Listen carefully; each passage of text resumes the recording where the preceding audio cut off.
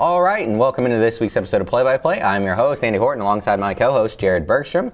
And, well, this is episode number 160, and the hunt for Red October was successful. The Reds were able to make it in, even though they kind of backed their way in on day number 185 and game number 162 of the season. But all that being said, a playoff team is a playoff team. So we're in the wild card round right now.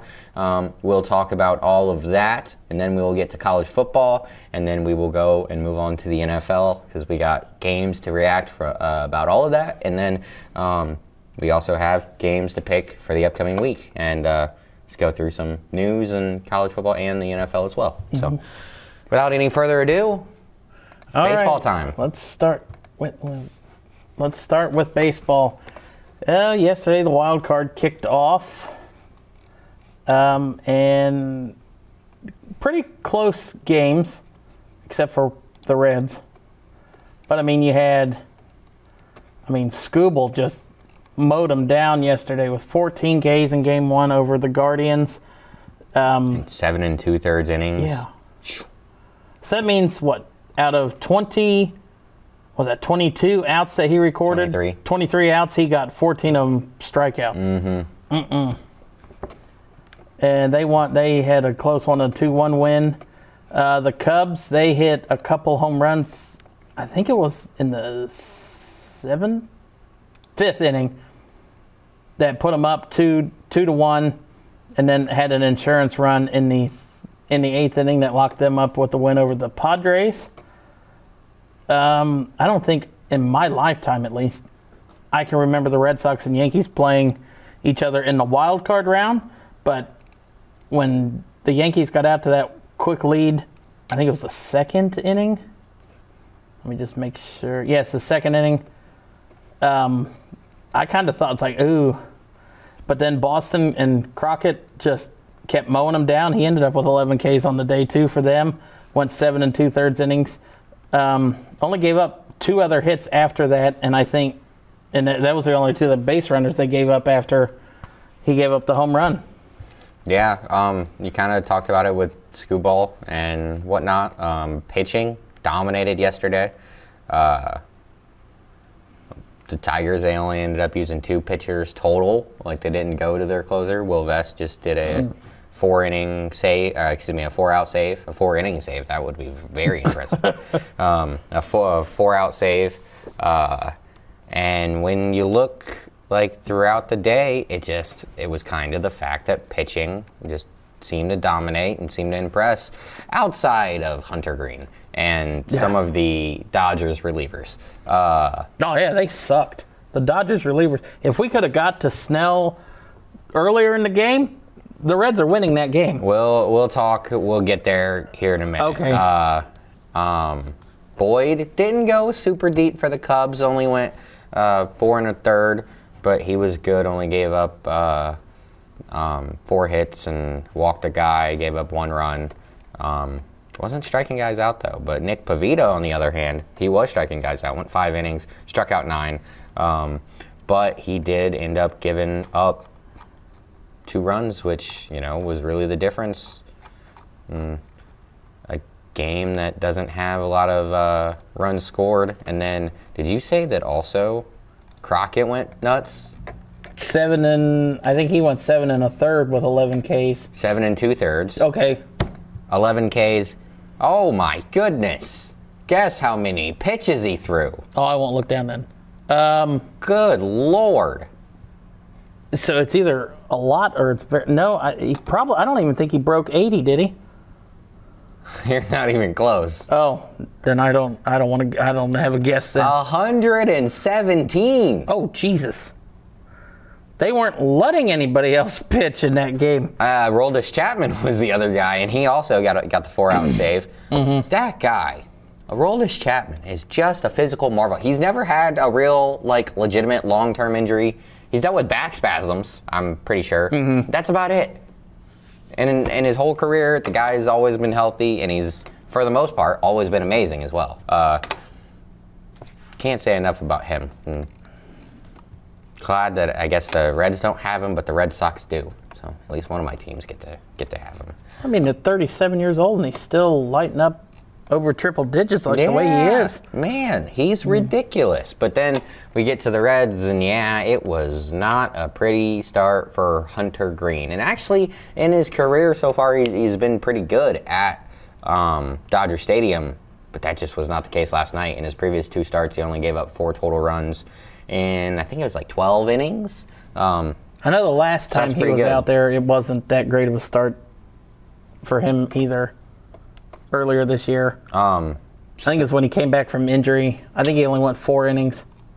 He may not have gone deep, but he didn't pitch poorly, if I remember correctly. Going back. But yeah, he gave up 3 earned runs, 5 total runs, so there was a couple of errors in there. And walked a couple of guys, didn't strike any guys out really. Had 3 strikeouts. So it wasn't a great game in 5 innings. It wasn't a great game, but it also wasn't a terrible game for him either.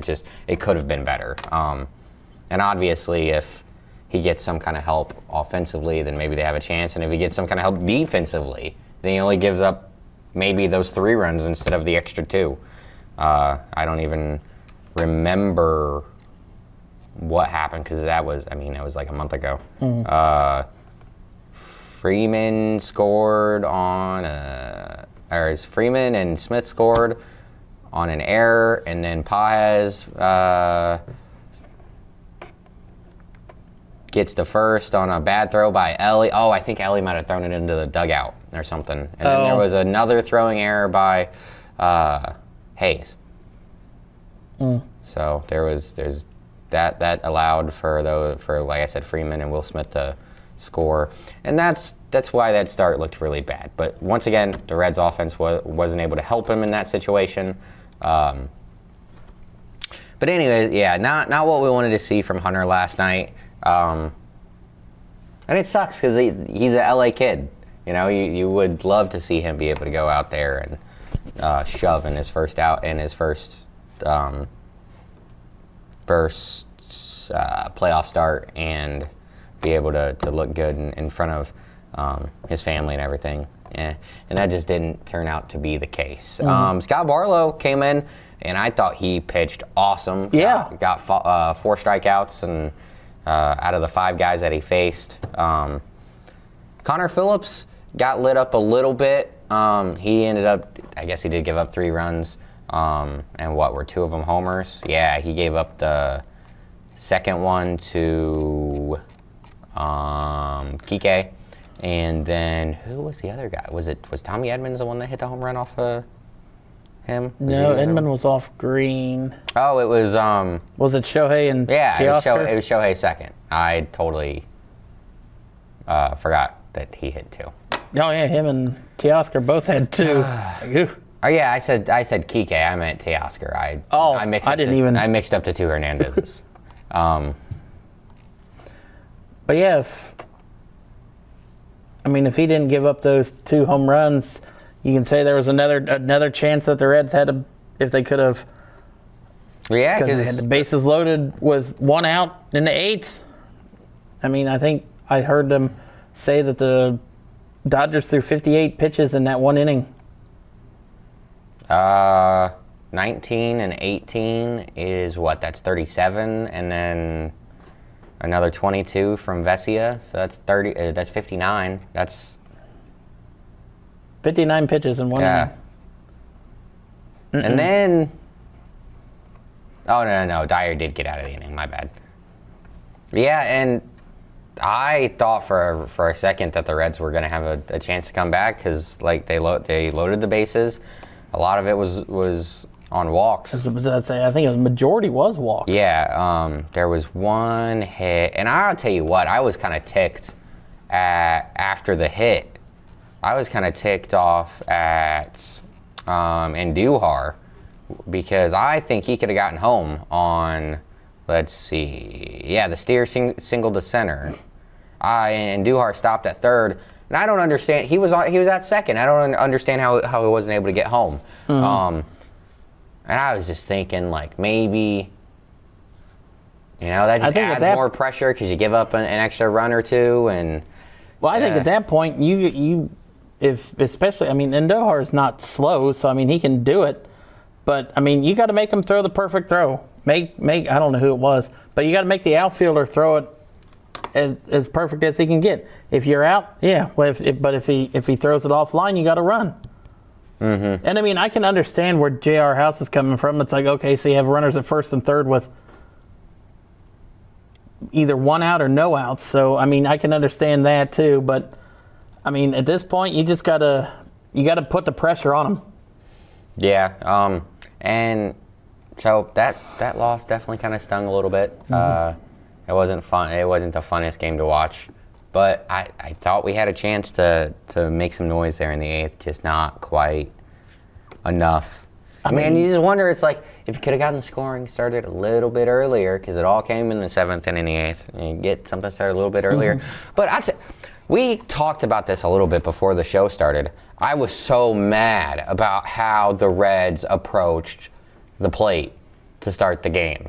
Well, Blake Snell got through the first 2 innings on 12 pitches. Blake Snell is a guy that likes to throw balls. He'll throw it out of the zone. He'll walk guys. Yeah, I think it was. So make him throw the ball. Friedel struck out, and Marte and Andujar both flew out. Yeah. You can get out of a inning in 5 pitches. Blake Snell got hurt, so he missed a good chunk of the season, right?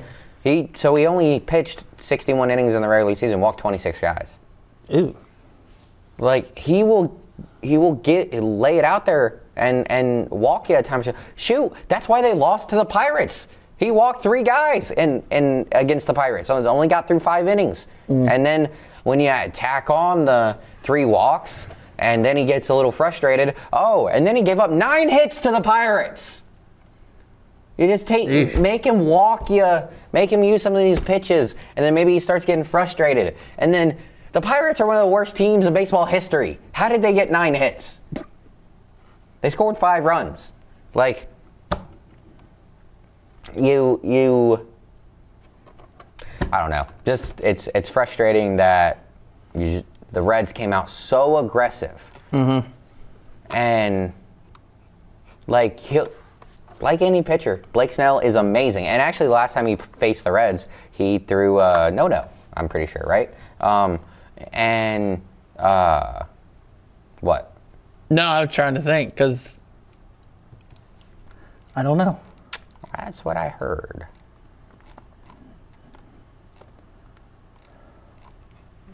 I think it was last year. But yeah. Yeah, because there was no no-nos this year for the first time.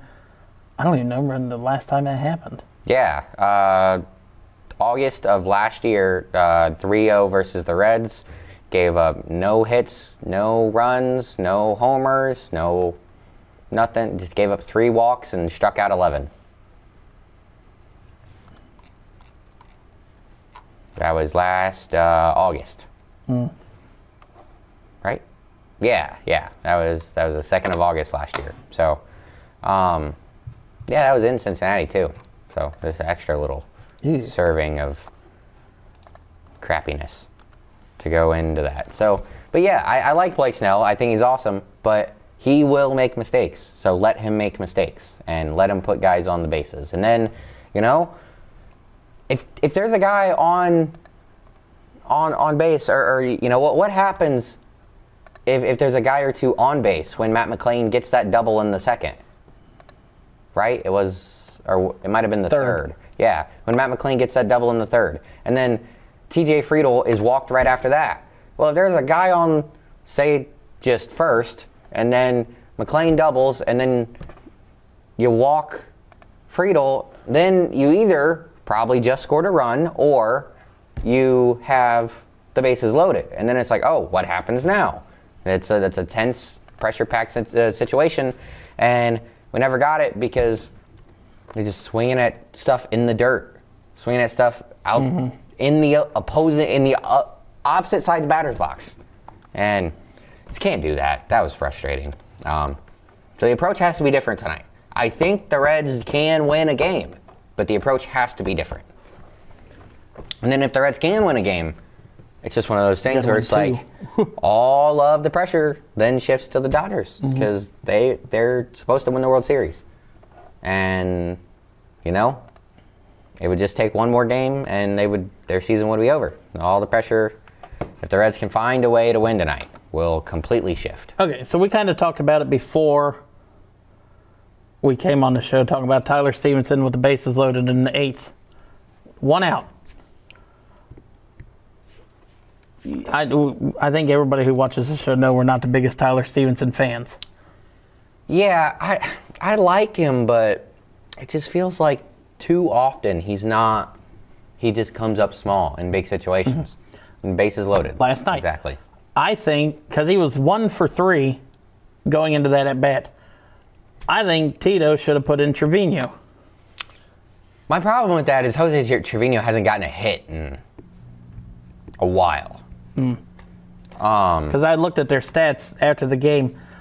Stevenson this year is 215 with runners in scoring position. Trevino is 255. That is pretty wild. But also, Jose Trevino hasn't had a hit in the last 5 games that he's played. So that's minimum 0 for 13. And I think it's been longer than that, actually. And I'm a big Jose Trevino guy. But the second half of the season, he really came back to being the Jose Trevino that he's been his entire career and not the guy who was just slashing doubles machine. Yeah, in all directions.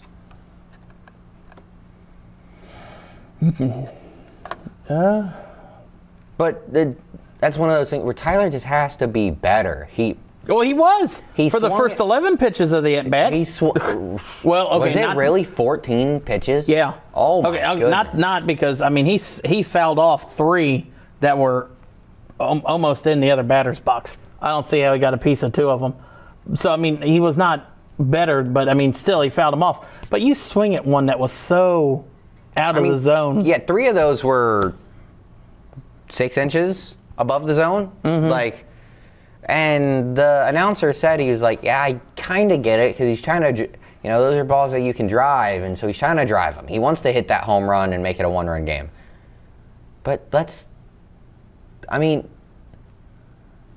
I don't think that the way that Shohei Ohtani and Freddie Freeman get to being the guys that they are and Will Smith, I'll just say Will Smith because he will go catcher to catcher. I don't think those guys or Cal Raleigh get to being where they are by just saying, oh yeah, I'm just going to hit a home run in every. No, they're saying I'm going to make good contact. I'm going to barrel up the ball. Oh yeah, and they got cannons, and that's why the ball launches out of the zone, out of the stadiums. You gotta take what you're given. Gotta, and especially in baseball, you can't make the pitcher give you the pitch that you want. So you have to take what they give you, and if they're gonna walk you, let them walk you. Put extra guys on the base paths and give your team a chance. Instead, swinging at bad pitches, and instead of having run number 6 walked in, which would have made it a 4-score game, and then it's how likely was Key Brian Hayes the man behind him? Yeah.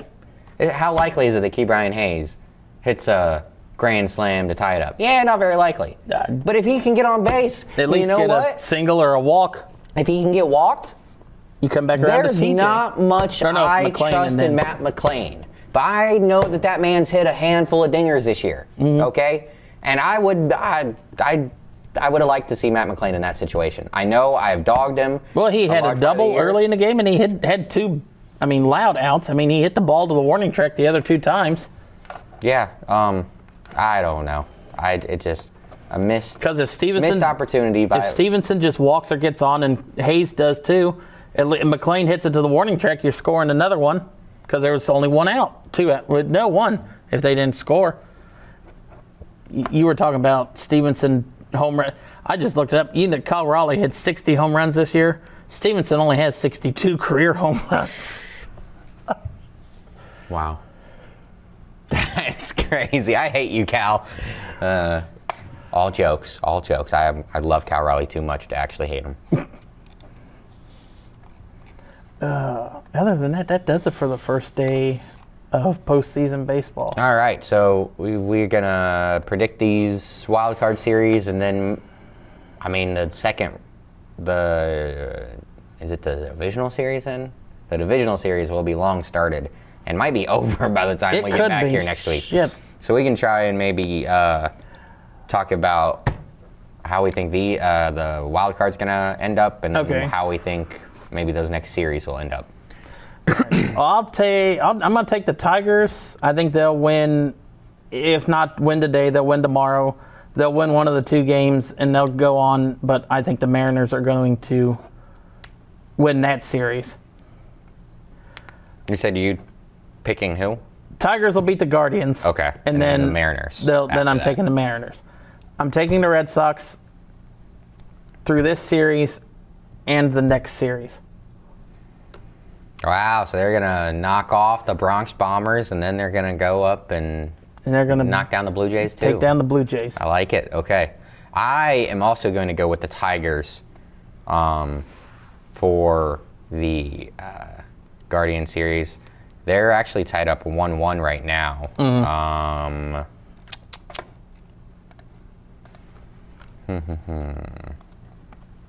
Top of the 7th. Hunter Gaddis is pitching. Kerry Carpenter at the plate. Interesting. So yeah, I think the Tigers are going to win that one. Oh, I just clicked the wrong button. My bad. I do think the Tigers are going to win that one. Then this one's tough for me because I'm a big Cal Raleigh guy, and I like most of the players on the Tigers. So those are kind of outside of Boston, the two other teams I've been rooting for in the American League this year. So I don't know who I want to win that one. I'm going to go with the Mariners, though, because they got so hot there at the end of the season. I'm just going to assume that, or maybe hope that those hot bats can stay hot, even though they're getting a couple days off. Red Sox, yeah, I'll take the Red Sox over the Yankees. I'm fine with that. It's not hard for me to make that pick. And you know what? I'll take them over the Blue Jays, too. So I guess we completely agree over on that side. I was looking at the Mariners-Tigers season series. The Mariners won 4 out of 6, and they outscored the Tigers 41-17.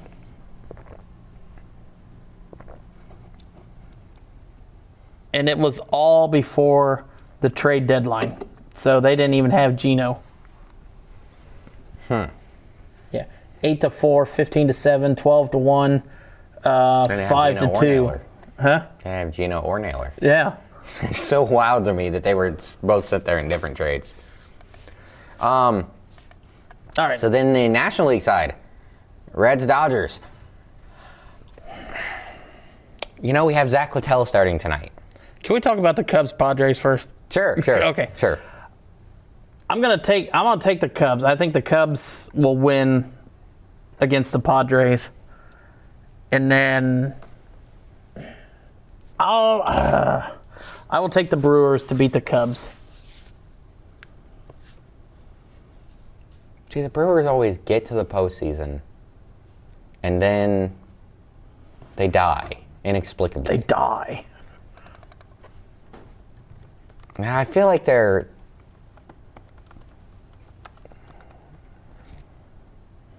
bullpen is maybe a little bit better than normal, or maybe, I don't know, maybe they just scare me a little bit more than normal.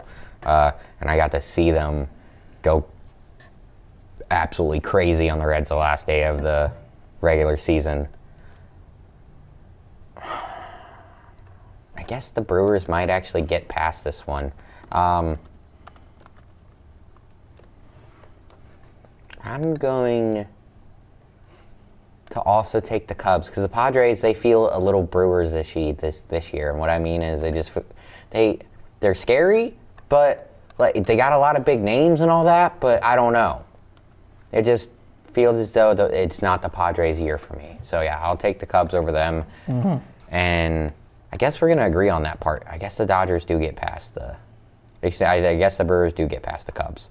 But then I'm going to take control and talk first about the Reds-Dodger series. We got Littell going tonight, which I kind of think is interesting because that means if we need Lodolo out of the pen, we can use him. I kind of like that. And he got a little bit of experience doing that at the end of the regular season. I was just so happy that he actually ended up being healthy. Like he wasn't hurt. Well, he wasn't majorly hurt, rather, because I don't know if you remember, but he got pulled from his last start because of a groin issue, and that was a start in which he had thrown 12 Ks. So I'm glad that he came out and looked good.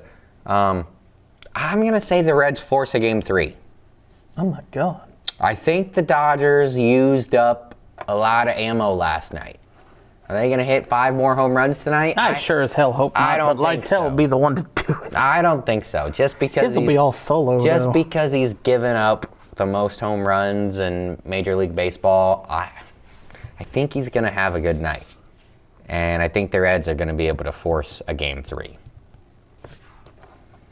I do too. So who's Game 3 for us if we pitch? Abbott. Abbott. All right. And it's Ohtani, and Ohtani hasn't went more than, I think, 4 innings. Oh, is it Ohtani tonight? Yeah, they already, or no, if it's Game 3. Oh, they said Ohtani. Ohtani. Game 3, okay. So if we win tonight, it's Abbott, Ohtani. I would take the Reds in that because Ohtani has not been the best this year. It's his first year back pitching after he had that surgery. And the bullpen, the Dodgers bullpen, we got to see them throw a lot of balls last night. Yeah. 58 in one inning, 59 in one inning.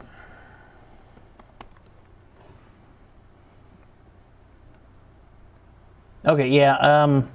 I'm going to switch. I'm going to take the Cubs over the Brewers because I was looking like the Brewers have only made the National League Championship game or series twice, and they got swept both times by Dave Roberts and the Dodgers. I don't even think they're going to get back there, so I'll switch that back to the Cubs. Okay. I want to say the Reds are going to be able to find a way to win this series. It just, a lot like the Reds making the playoffs, it just doesn't seem real. Yeah, we don't have somebody else here beating another team for us to move on. Yeah, so I want to say the Reds will win, but I just feel like it's actually going to be the Dodgers. But then I'll take the Phillies over the Dodgers. Mm-hmm. I'm in the same boat. Just because I want to see Schwarber win another World Series. If the Reds go out, then I am all aboard the Schwarbomb train.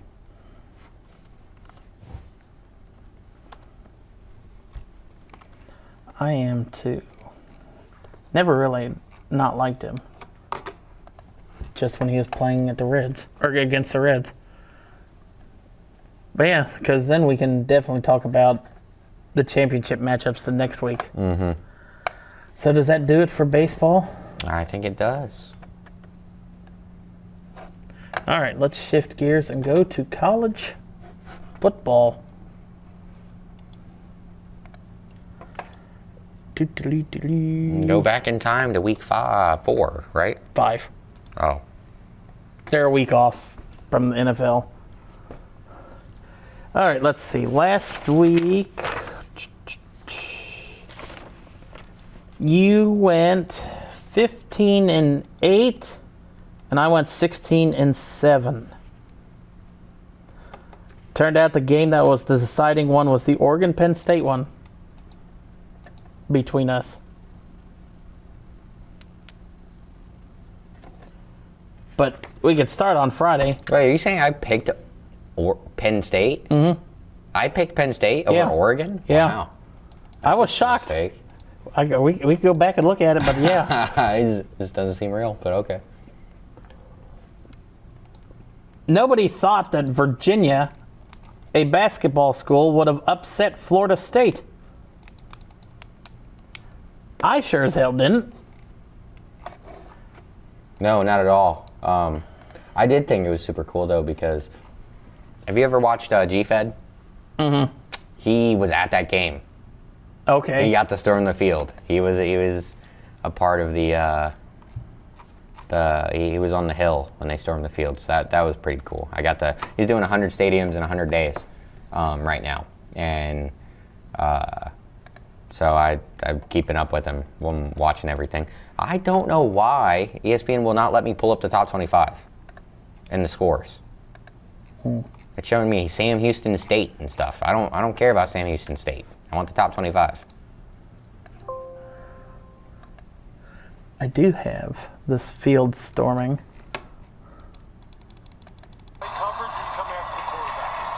This is insane. Look at all the people just standing around the back of the end zone. False start.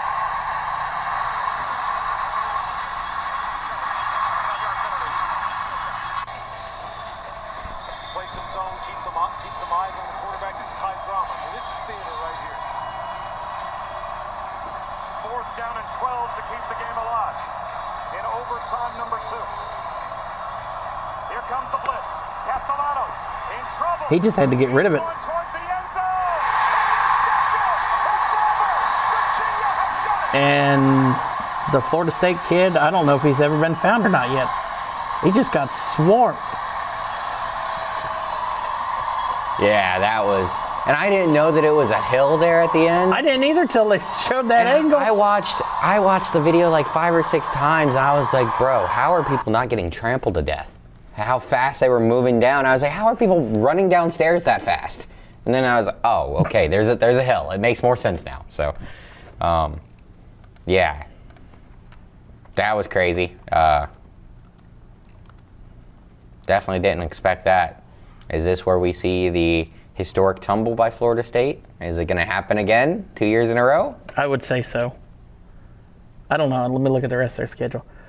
Virginia fined $50,000 by the ACC for fans storming the field in their upset win. See, that's ridiculous. I mean, let the kids be happy. I mean, Virginia's... I can't remember last time Virginia was ranked in football. So let them be happy. Let them enjoy their moment. Let's see. Arizona State. I don't know if you really can call it an upset, but they beat TCU 27-24. Alabama. Georgia did a good job making the adjustments because they were down, 17 to... They were down 24. Oh, crap. Hold on.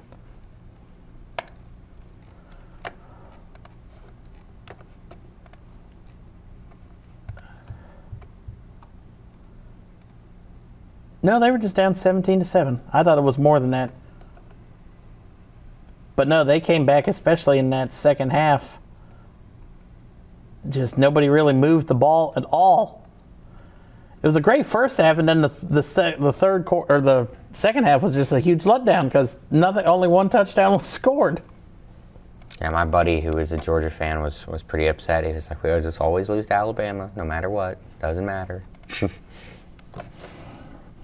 Now I don't think any team, because Ole Miss upset LSU, I don't think there's any team left in the SEC that's undefeated. Let me look up at the standings. Unless it's like maybe, Vanderbilt could be. I was about to say, that's exactly what I was thinking of too. Because I don't think they've played that hard of a schedule yet. Ole Miss. Oh, okay. Ole Miss is undefeated. Missouri. Vanderbilt. Oklahoma. Okay, Oh, I forgot about Oklahoma. A&M. And Alabama are all undefeated in the SEC. Oh, I meant overall. Oh, overall. Okay. Well, in that case, it's Vanderbilt, Missouri, and Ole Miss. Oh, well, no. Oklahoma and A&M too. Yeah. So. I kind of forgot. I put Oklahoma on the back burner because with Mateer being out,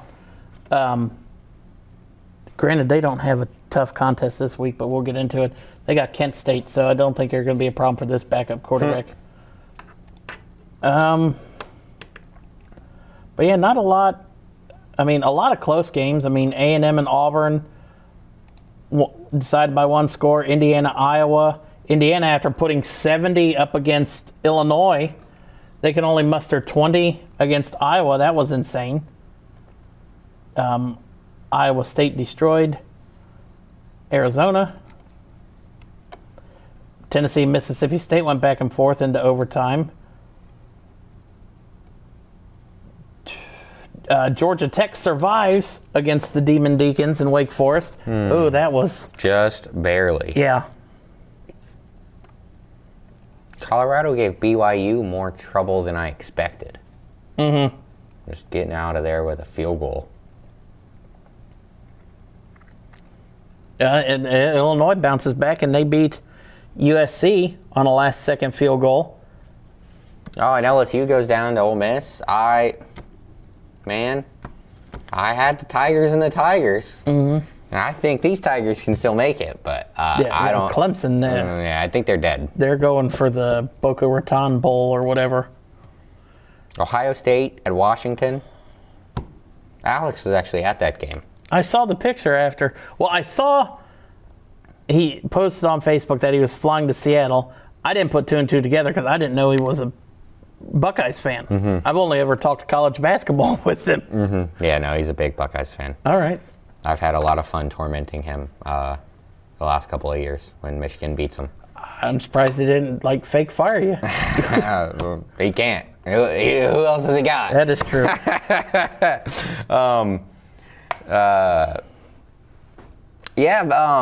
Utah State, they hung around for to Vanderbilt for 2.5 quarters. Yeah, it was into the third quarter before Vandy really started putting. Notre Dame versus Arkansas. Yeah, that was a bad pick. by me last Goodness week. gracious! They beat him so bad that they fired their coach. Holy moly! Yeah, that was ugly. I didn't think it was going to be like that. Well, I was excited. I mean, Notre Dame went down and scored. Arkansas went right back down and scored with them. I was like, all right, there's a chance. And then Notre Dame just said hell with it, and there was no more chances. They just put the pedal to the metal, and that was it. Ugh. I guess that means we can move on to picking games this week. Let's see. We got West Virginia at number 23, BYU. BYU favored by 18.5 points. Eugh. Yeah, I'll take BYU. That's gross. West Virginia, they got off to a good start, and it hasn't been good since then. No, I'm going to take the Cougars as well. Kentucky at Georgia. Georgia getting 20.5 at home. Yeah, Georgia's going to bounce back. Yeah. I don't know if I would take the points, but Georgia's going to win. Yeah. Iowa State coming to Cincinnati. Cincinnati getting 1.5 at home.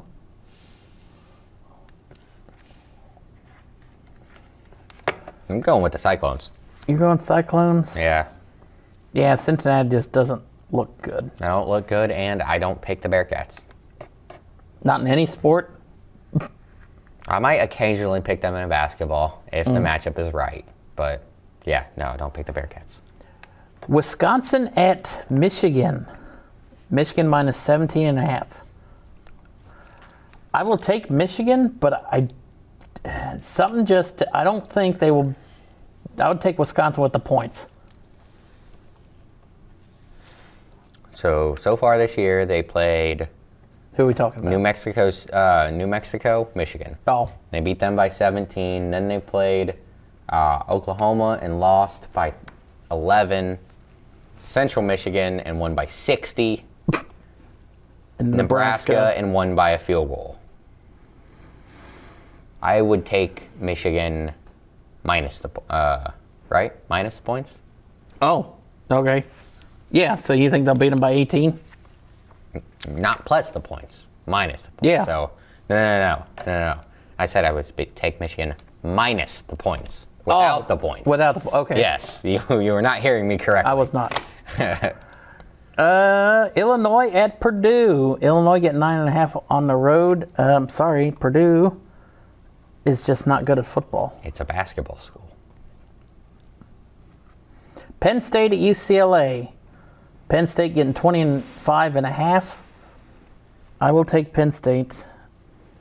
because even losing that close game with Oregon, and did it just go one overtime or two, whatever. They still look good, and UCLA hasn't been relevant in football for 25.5 just seems wrong. It does. I feel like it should be significantly bigger.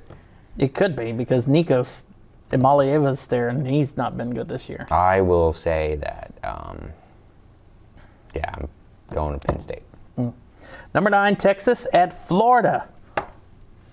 DJ Lagway ain't got it. No. Texas by At least not good enough to beat Texas. Watch, though. This will be a game that Lagway will throw for 350 yards and 3 touchdowns and run for another score, and they'll just upset Texas. Maybe. Vandy at Alabama. Alabama 10.5-point favorite. Taking the Tide.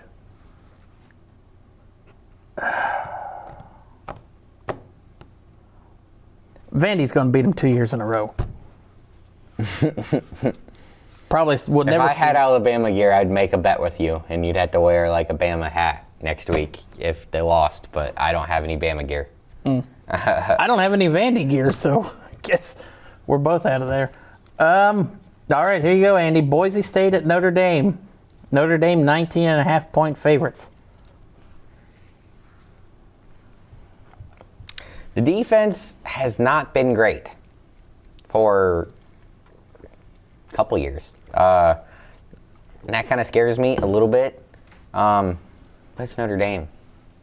I always talk about how much I can't trust the Irish and how I think that most of the time they're frauds. I don't know if they're frauds because they're not like, a top 5, top 10 team anymore. They were. They were. And then they lost their first 3 games. Mid-20s. They are fraudulent. Yeah. I think they're probably better than their ranking, but not like out of this world good. That being said, I guess I'll be a homer and I'll pick the Broncos. I think it could be somewhat close though, because the offense has looked way better the last couple weeks. It's given me some encouragement. I would take Boise with the points, but outright I'm just going to take Notre Dame.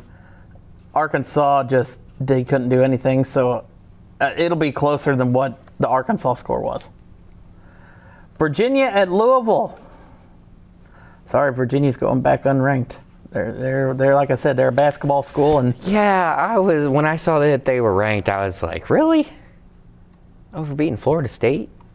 I mean, in Florida State, they were like what, number 8 or something? They were a top 10, but nope, don't trust them. Nope. Kent State at Oklahoma. I'm surprised there was even a line on this. Yeah. It's over 35? 45. Yeah, I'll take Oklahoma, even without John Mateer. I would take Oklahoma minus the points, too. It'd be close. Yeah, that'll be close. It'd be close. That's 6.5 touchdowns. Yeah. Texas Tech at Houston. Texas Tech minus 10.5 on the road. Red Raiders going with them. Yep. Minnesota at Ohio State. Ohio State minus 25.5 into shoe. Too bad this isn't the Golden Gophers team from a few years ago that had like an elite running back, and I think, what was his name? It was like Ibrahim was like his last name or whatever. And then they also had the 2 really good wide receivers, and they're both in the league now. I'm blanking on their names. But Minnesota had a really good team a couple years ago, and they gave Ohio State a run for their money. They are not that team. No. So no, Ohio State's going to win. Miami at Florida State. Miami minus 4.5 on the road. Last week I picked for the chaos in the SEC. We're picking Ole Miss. I'm going to stick with the chaos now in the ACC and take Florida State to give Miami their first loss of the year. I think I like that pick. Oh. Yeah. Damn, I was trying to get some separation on you. Another couple games outside. Clemson at UNC. This game had all the hopes at the beginning of the year of actually being a good game. Clemson minus 13.5 on the road. Even though Clemson is not the Clemson we thought they were. This Bill Belichick team is not either. I am still picking Clemson. Yeah. Oregon State at App State. App State minus 1. So Oregon State and App State? Mm-hmm. Wait, did Oregon State get ranked? No. Oh. These are a couple unranked games Okay. I saw.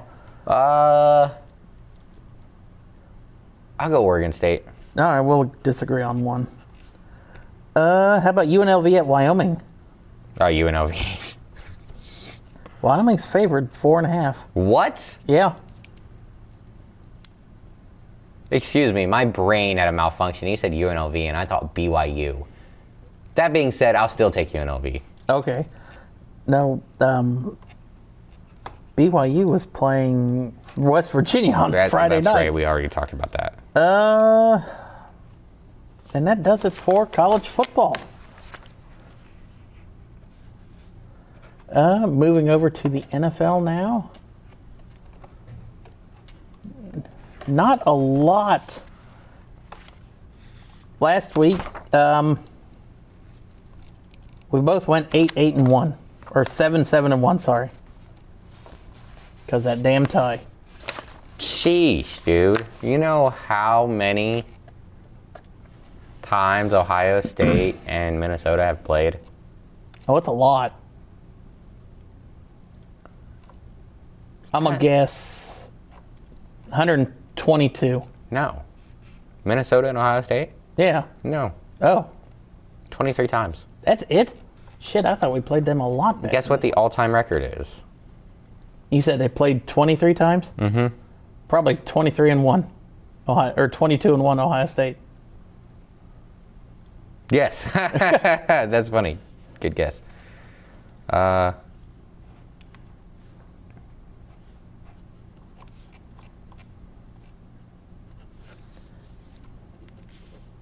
Mohamed Ibrahim. You remember him? Oh, No. He was a great running back. He got hurt.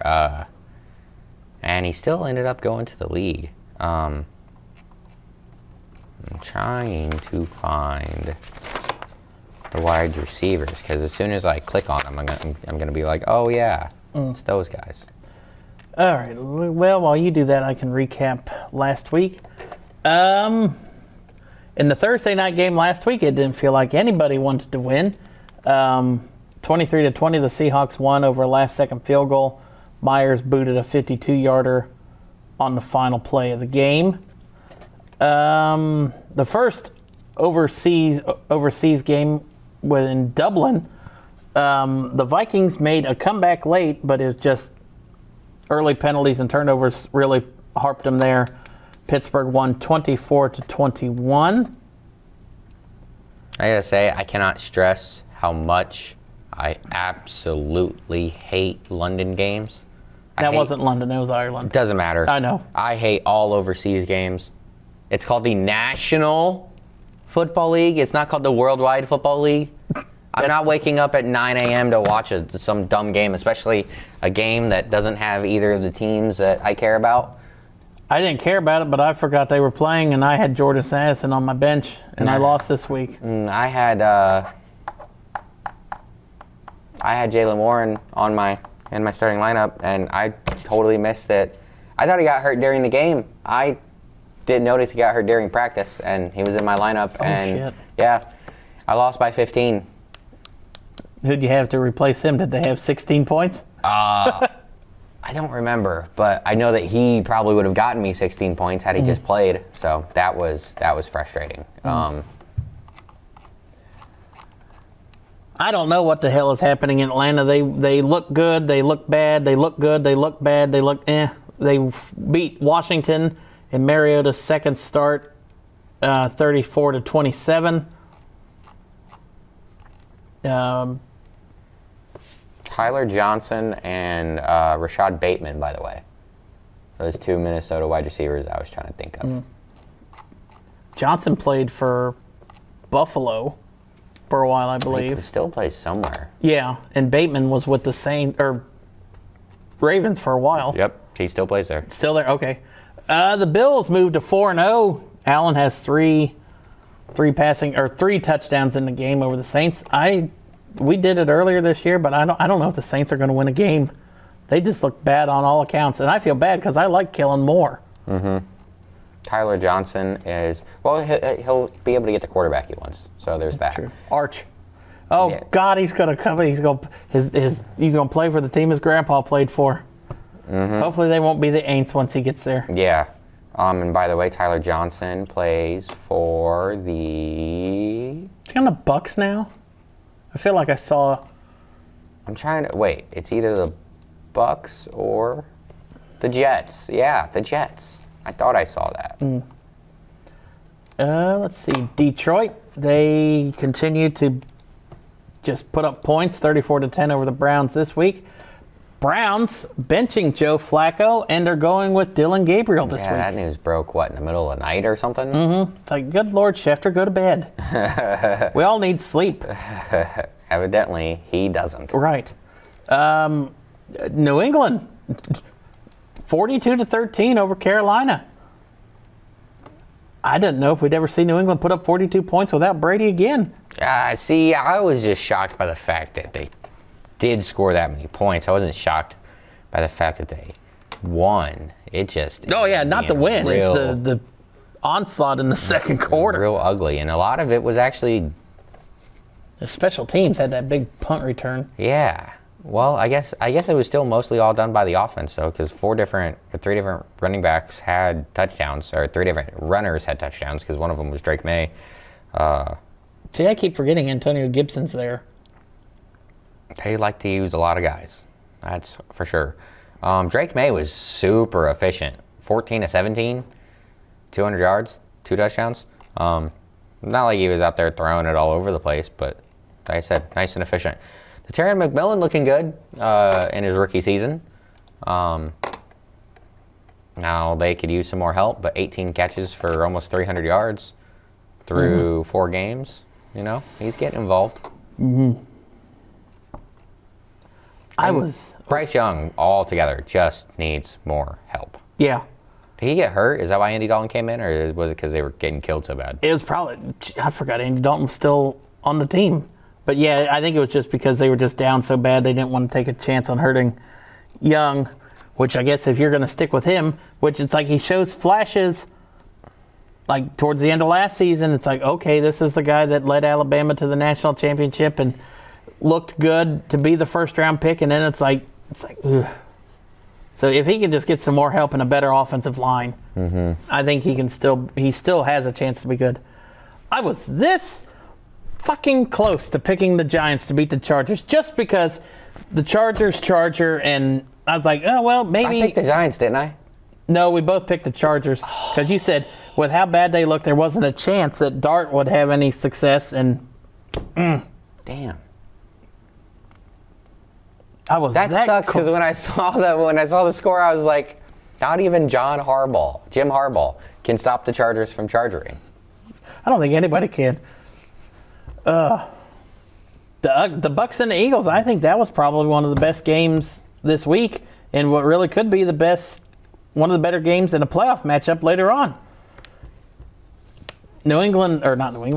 Philadelphia's up 24-6 at halftime, and everybody thought it's over, and Bucks they come back in the second half. How about the fake tush push? Let me see if I have a video of it. Find it. I mean, it's right there on ESPN, but I don't want to watch 2.5 minutes of ads to get to it. Screw you, ESPN.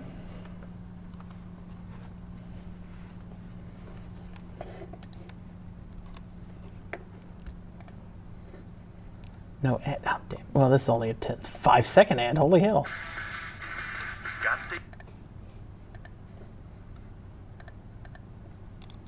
I got it. Oh, you do? I'm pulling it up too. All right.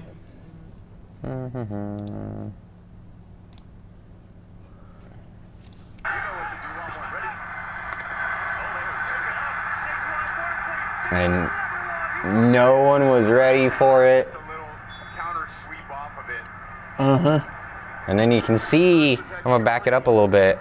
You can see the entire defense tripping over each other. Oh, didn't back it up quite far enough. See the entire defense, 31, 28, all tripping over each other trying to get off the line. Yeah, that one is probably as easy And that's the look that describes it right there.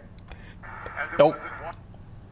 And Saquon, yeah, that one is probably as easy as it was in Walker. Yeah, that one's hard. They're gonna say, do we defend the 1 yard or do we defend the swing Sucks around to- for 20? But hey, I get it. Tough thing to defend. When the tush push, they've just done it the regular way for the entire time, and they haven't tried anything crazy like that. And what happened with their punter losing 34 yards?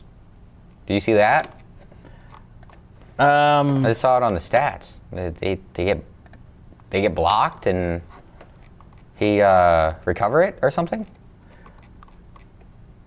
No, I think, was that the safety that they scored? There's a blocked kick counted as lost yards. Maybe. Let me. Brendan Mann. Let's see, 1 yard run, 4 yard run, negative 1 yard run. I don't know, it doesn't have it on there. Huh.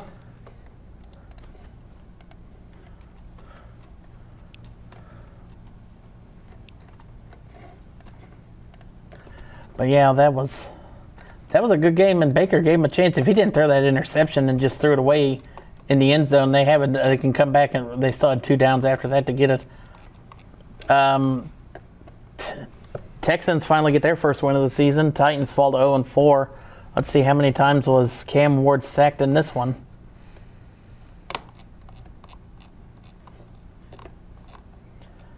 Just twice. So I guess Tennessee's offensive line got a little bit better this week in practice. Colts take their first L of the season. Granted, it was a shitty ass way to lose it that way. A fucking Tutu Atwell on an 88-yard. I don't understand. I mean, Shane Steichen or the DC should have been up there yelling because there was nobody. We only had 10 people on the field on that play, so we didn't even have anybody over there to cover him. So It happens from time to time. does. Someone's Call got to it. take a timeout Yeah. or do something. The Jaguars beat the Niners. Oh yeah, shit, the Jaguars 3-1 on the year. Never. I didn't think I would have thought that. Who would have thought that the Colts and the Jaguars would have 2 of the best records in the league through? I mean, sure, it's only 4 weeks, but I'll take it. We were only supposed to project it to win 3 games. We're there. right. The Ravens. What the hell is going on with that? Their defense can't tackle anyone. No. It just, They had 166 rushing yards. They averaged 10 yards a rush, and they lost by 17.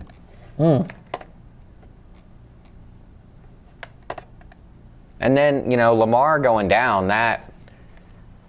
what does that do, And now it's like, is this the Steelers? Are they just going to run away with the AFC North? It's Are the looking Bengals like going to be it. able to find a way to win enough games to hang around until Burrow gets back and maybe, hopefully, have a chance to backdoor their way into the playoffs? Hopefully. And do we know how long Lamar's out? I do not.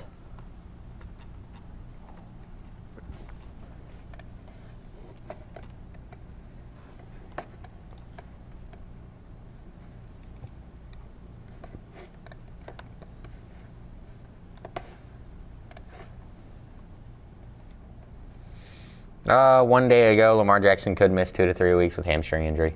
So, going to miss a couple weeks, not the worst thing in the world.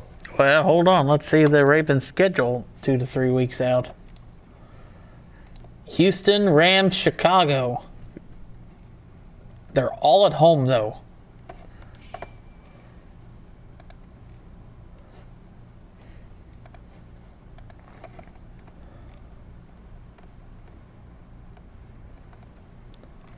I guess we will see. Let's see. The Bears, Caleb Williams led a comeback drive to win 25-24. Yeah. Genty has 3 touchdowns in the game, though. Yeah, had 138 rushing yards and 3 touchdowns, like you said. A couple of them were through the air. And I'm just so glad he was able to go crazy and shut up all those idiots that were like, oh, see, he was only good at Boise State because they don't play nobody. Da, da, da, da, da. Shut up. Shut up. Like, you know their offensive line sucks, right? Like, yeah. And then, you know, they're able to block well for him one time. And he goes nuts and averages 6.5 yards a carry and scores 3 touchdowns. So just imagine what he can do if you can block for him a little more often. Probably get you a couple more touchdowns a game. A couple more, maybe. So love seeing him do that.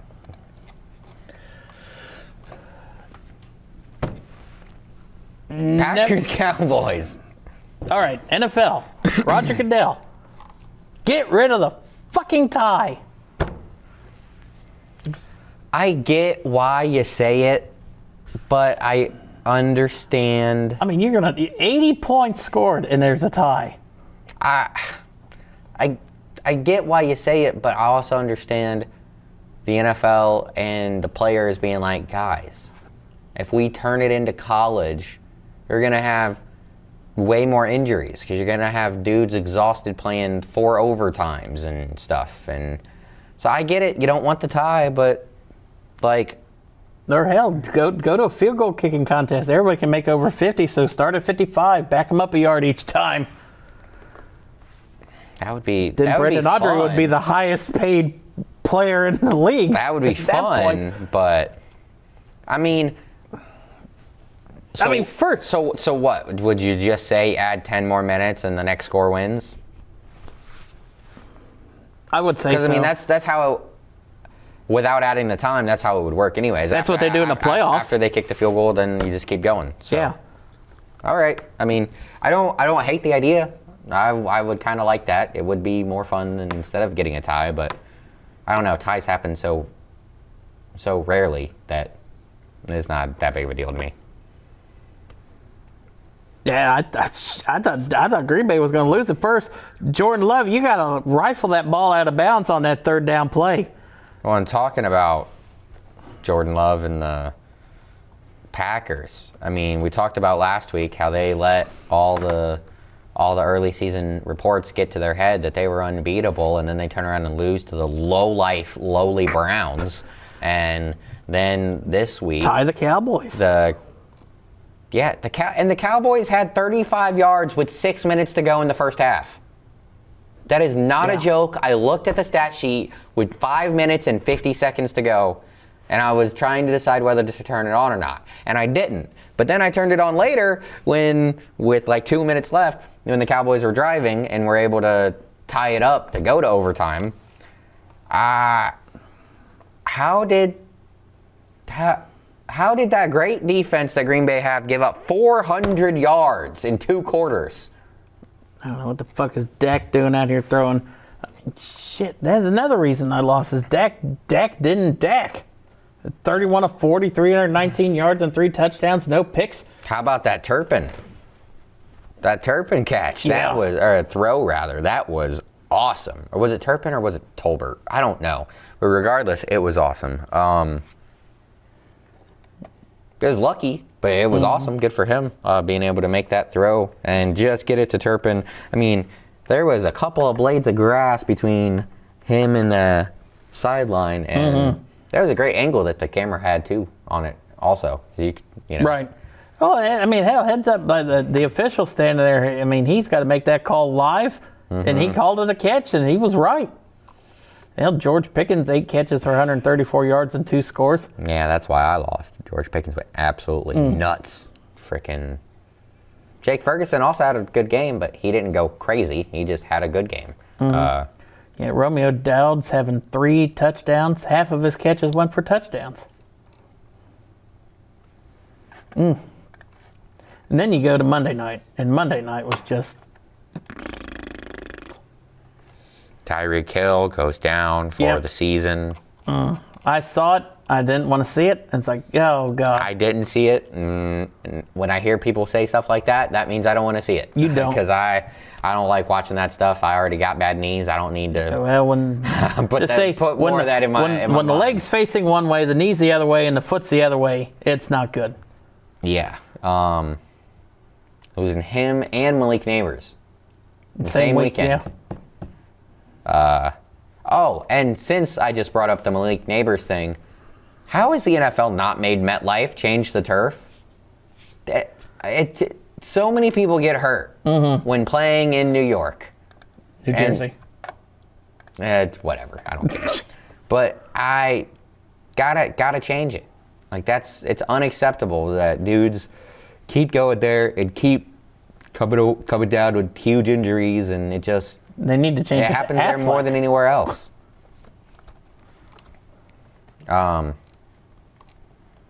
Tyreek Hill, he was having a good game too. 6 catches for 67 yards.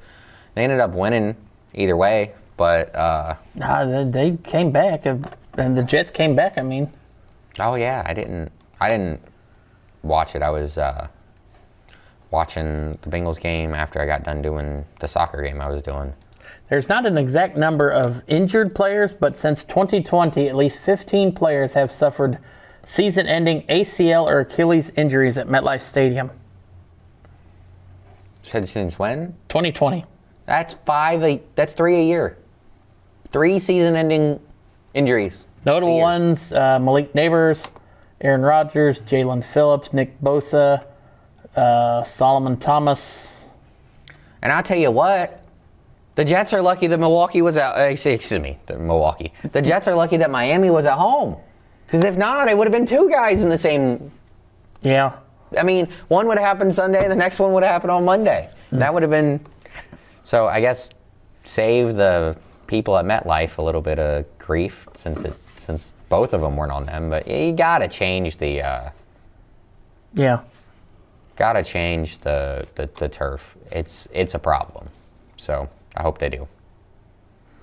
And Justin Fields, hey, he's looking a lot better than he ever has. He hasn't been able to get his team a win, but he's I making don't their think that's offense all look on good. him, though. I mean, No. the defense is just god awful.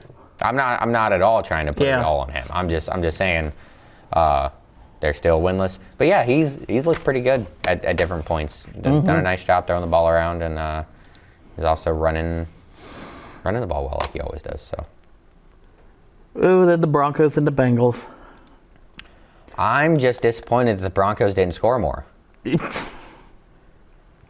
And I also texted my dad and my uncle the other night. I either texted to him or I might have said it to him in person. I don't remember. But how many 40-point losses this year is it going to take for Zach Taylor to get fired? We've already got one, right? The Minnesota game was 40. 48-3. Yeah, I was going to say, we already got one. This one very easily could have been 2.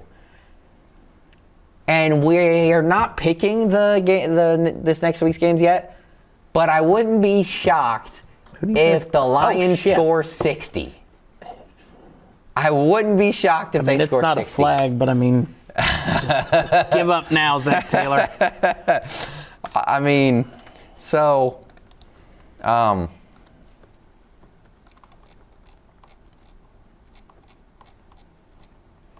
yeah, I don't know how much there is to say about the Bengals game the other night. Though, fantastic interception by Knight.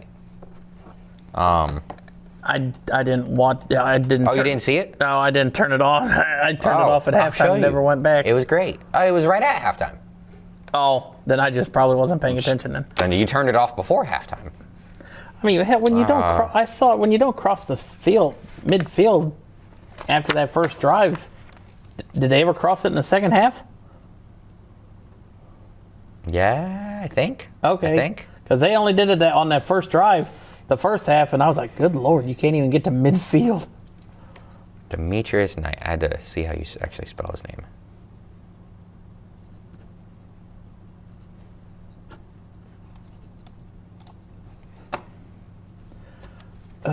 But yeah, other than that, I mean, well, let's look at the Bengals and see what other teams could put up Oh, shit. You got Detroit this week. Green Bay next week. Does Toyotathon start yet? No, I think Toyotathon. No, it's end of year type thing. Okay. No, so Jordan Love might not throw for 400 yards and 5 touchdowns, but they will win by 40. Let's be clear. They will win by 40 unless something drastically changes. Mm-hmm. The Bengals will just turn it over 3 times, and 2 of the touchdowns will come from the defense. Pittsburgh might not put 40 on them, but that's one of those times where the Bengals could turn the ball over 3 times and 2 touchdowns come from the defense. Mm-hmm. When the hell has Burrow come back? 12 weeks. 1, 2, 3, 4, 5, 6, 7. When the hell's your bye week? Oh, I found it. 8, 9, 10, 11, 12. Oh, shit, and he comes back against Buffalo. I got the interception for you. Okay. Fantastic play here by Demetrius Knight, and then there's a couple different angles that they show. Out to his right, looking for somewhere to go. Oh, jeez. I don't know what. Well, that was another score that they could have had. I have no clue what Bo Nix was throwing at, because Demetrius Knight was right there the whole time. Maybe 18 yards. That ball will go out to the 20, and that is exactly what the Cincinnati Bengals needed. Okay, so they are about to pull up the Come on, replay. hurry up. Monday Night Football. His first career pick. Did he catch it? Oh, ooh. It does not touch the ground. You cannot see that ball touch the ground. Either way, it's a stop on 4th down. It's Cincinnati's ball. It's very close, but Yeah. he does a great job trapping it against his body. And I'll tell you what, you know who Dave Lapham is? Really? Wow. You need to pay attention to local media. Dave Lapham is a former Bengals player, and him and Dan Horde are the Bengals play-by-play and color guys for the radio. Dan Horde is the play-by-play, Lapham is the color guy. And I've heard him before. Dave Lapham and Dan Horde, they were both like astounded. They were shocked that wasn't overturned. I'm just assuming the interception. I'm just assuming that they just didn't see the right angles, because with those 2 angles, I ended up, because I was driving home from the soccer game I was doing, and while I was doing that, that play happened. And when I got home, I went and looked it up and found it, and I was like, okay, I totally think Dan and Dave are wrong, but it was a great play there by Knight. So I'll tell you what, I didn't like the pick when we drafted him, and I still don't necessarily think we should have drafted him, but he seems like he's a good player. So I like that move. Oh, shit. Cleveland jumped out 6-1. Oh, boy. So we'll have a game 3. Yeah, it's top of the 9th now. All right, so we're moving on to this week's picks. Niners at the Rams. Thursday night. Are they just staying in the NFC West for Thursday night games this year? They were there last week with the Seahawks and the Cardinals. They're there this week. Well, let's see what the hell Thursday night game is week 6. Eagles, Giants. Okay, so they're at least moving out of there. I'm gonna take the Rams. Rams minus 6.5. Yep, I agree. Minnesota at Cleveland. Really, Minnesota only minus 3.5? I feel, what the hell are they doing?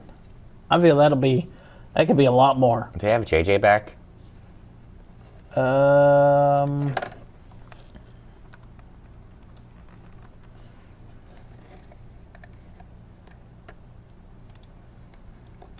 He could return to practice this week. Oh, well, that was an hour ago, so I doubt it. I'll go with the Browns then. They got a really good defense. And I think they're going to try to help out the rookie. He's getting his first start. Oh, that's right. Fuck. I'm changing it. I should have done it last week with Jackson Dart. I'm going to do it this week with Dylan Gabriel. I'm going to pick the Browns. Raiders at Colts. Colts minus 6.5. Bounce back. I also agree. I think the Colts will bounce back. I just hope that hopefully My boy's going to have a good day. he can have 1 touchdown. He can have 3 touchdowns. No. You guys just score like 5, and it's all good. Let's see. Giants at the Saints. Oh, shit. This is a battle of the suckfest. Can I pick the tie? Can we go out and pick the tie? I'm going to pick the Giants. I will, too. But just duly noted, I think this could very well end in a tie. New Orleans is favored by 1.5. How? It's at home. Oh, that's just because the fans will make noise. That's it. Cowboys at the Jets. Dallas only -2.5. With what I saw last week, and with how bad the Jets defense is, Dallas. And I think that 2.5 could be 10. The Jets defense sucks, but I also think the Cowboys defense sucks. So I'm going to pick the Jets. You did pick the Giants. Yeah, you're right. I'm going to pick them twice. Oh. Broncos at Eagles.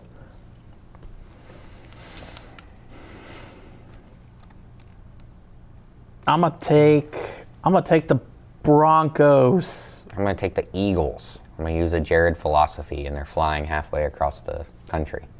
All right. Dolphins at Panthers. So can we pick the tie again? Dolphins favored by 1.5. I'll take the Dolphins. I think the first week after Tyreek's injury, Waddle's going to go crazy. He's going to have 2+ 100 yards, and we'll see what happens. I will take Miami as well. But what I would not be surprised is like Carolina. 2 weeks ago, they beat Atlanta 30-0. I hope it's not that. Next one. Oh, 2 playoff teams from last year at 1-3 now. Texans at the Ravens without Lamar. No Lamar. I'm going to go the Texans. Who is the backup for Baltimore? Cooper Rush. Oh, hell. Houston by 50. No, not really. No. Now, just because I picked against Baltimore, Derrick Henry's going to rush for 284. I just said that because that's how many he's got this year so far. Oh, so he's going to have his whole season total in one game. He's going to double it. Titans at Cardinals. Sorry, Cardinals. I like Cam Ward, but you don't have anything around you, buddy. Yeah. Was that a real quote where he said, if I'm keeping it a buck, we're ass? Oh, I don't know. I don't know if it was a real quote, if it was one of those fake quotes that you see circling AI around the shit. internet. But, well, no, it was just like a picture. Oh. And it supposedly quoted him. Oh, well, I can make that and make anybody say anything. And he said, in the quote, it said, if I'm going to keep it a buck, we're ass. So I don't know if that's real, but I agree. I would hope that's not real because, I mean, your teammates, you can get the shit beat out of you for that. Battle of 3-1 teams. Buccaneers at the Seahawks.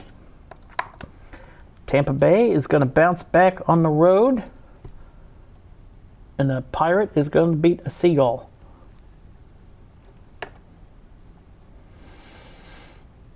Yeah,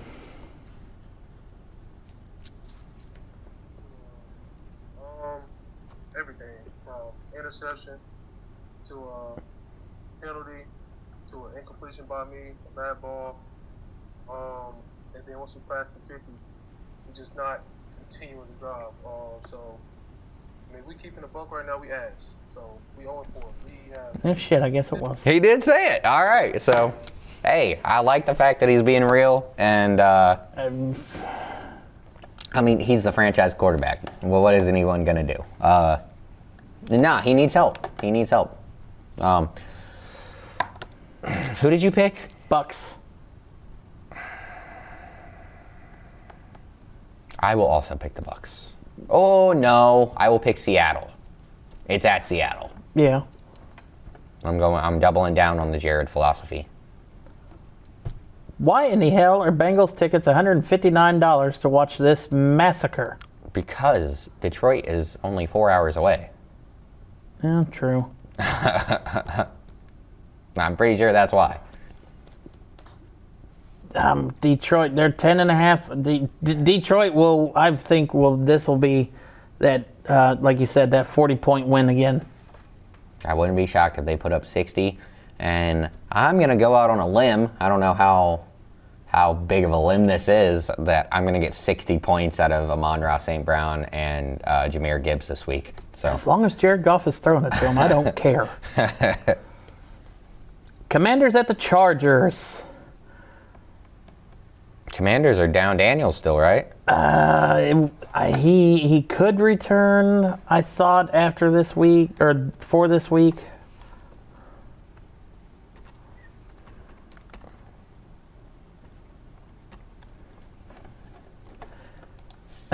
He returned to practice today and cleared to practice fully. I think if you're Washington and Dan Quinn, you just got to keep him another week. I was going to say, regardless, I'm going to pick the Chargers. Yeah, they're not going to get that. Jackson Dart beat you. You're not going to let Marcus Mariota beat you too. I just think that even though the Chargers will still charger, Harbaugh is Harbaugh. Mm-hmm. He will stop a little bit of the charging. Patriots Bills.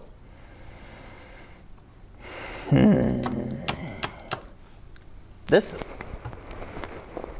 one is kind of challenging because the way Drake May has played so far this year, I'm not disappointed with him. And Mike Vrabel is good. He's a great coach. Oh, hey. 5 minutes ago, Brock Purdy is out versus the Rams. Yeah, we both picked the Rams. So that line is about to explode. Or maybe that is the line exploding. Oh, is it updated already? Well, I don't know, but that's what I'm saying. That might have been, like, how long have we been on this page? I don't know. It might have already. Oh, it was LA 3.5. Now it's up to 7.5 already. Oh, so it did explode. You know what? There was 2 teams undefeated going into this week in the NFL. I picked the Broncos to beat the Eagles to upset them, or not upset them, but end their winless or undefeated season. I'm not going to pick New England in Buffalo's. I'm going to take Buffalo. It'll be a close one, but I not yet. I can't. I'm also going to take Buffalo. Drake May needs more help on the other side, and you know, if he does get like a little bit of wide receiver help, I think that they'll be starting to cook because I do like him. It just needs dudes to throw to, and right now his leading wide receiver. Probably Hunter Henry. Well, no, it's Stephon Diggs, and then it's Hunter Henry. 213 and 204 yards between the two of them. I might have to start playing Hunter Henry though. And in the Monday night game, Finally, Kansas City. Finally, we're down to 1. Yeah. Well, it's like the first week there was only 1, then there was 2 the last 2 weeks. Now we're back down to 1. Good, because the Manning cast is not on when they have 2 games. Oh, I didn't know that. Yeah. They tried it last year, and there was just so many technical issues because Peyton's sitting here talking about one game, and Eli's like, well, what the hell game are you talking about? And he said, this one, then they start talking. See, they should just pick one. This one's the Manning cast. Mm-hmm. Sorry. I mean, yeah, granted, it was interesting and fun to watch them do both games, but yeah. You can't pay attention and know everything that's going on. Peyton, what the hell game are you watching? This one. Chiefs, Jags.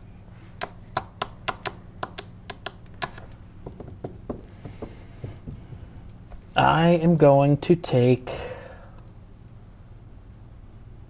Trevor Lawrence and the Jacksonville Jaguars. Wow. I am not. I am picking the Chiefs. Because as much as I don't want them to make the playoffs, I feel like it's an inevitability. And their offense has been getting better week to week. So, but hopefully not this week. I think that might do it for this week's episode of Play-by-Play. Next week, I'm going to work on some graphics. We're going to talk about some old school or college logos. talk about some picking between that because I saw that on an Instagram reel and I kind of actually liked it. And I liked a lot of the old school logos to begin with.